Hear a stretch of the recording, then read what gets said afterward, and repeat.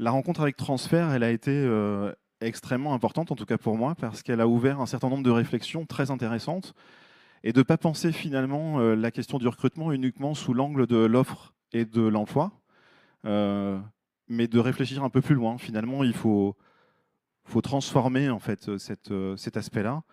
Un des aspects que je retiens, c'est transformer finalement une demande d'emploi émanant d'un individu en un projet professionnel concret et en capacité effective à occuper un emploi précis. Alors, pour donner un exemple de ça, en rencontrant un coopérateur, il me disait ses difficultés pendant de nombreuses années à recruter des éducateurs spécialisés. Alors, quand il dit qu'il avait des difficultés, c'est qu'il avait des gens qui venaient.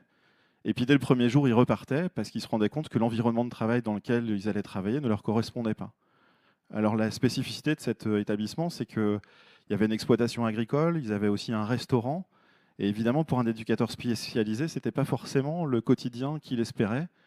Et c'était contre-productif, c'est-à-dire qu'ils avaient des candidats, mais finalement qui ne se retrouvaient pas dans le projet. Et la démarche, finalement, et je pense que ça correspond aussi un peu à la méthode IOD, de ce dit directeur d'établissement, très empirique, ça a été de dire, mais au fond, dans mes offres d'emploi, plutôt que de partir d'une fiche de poste, ce qu'il faut que je fasse, c'est donner une réalité concrète de ce que va être le quotidien demain de cet éducateur.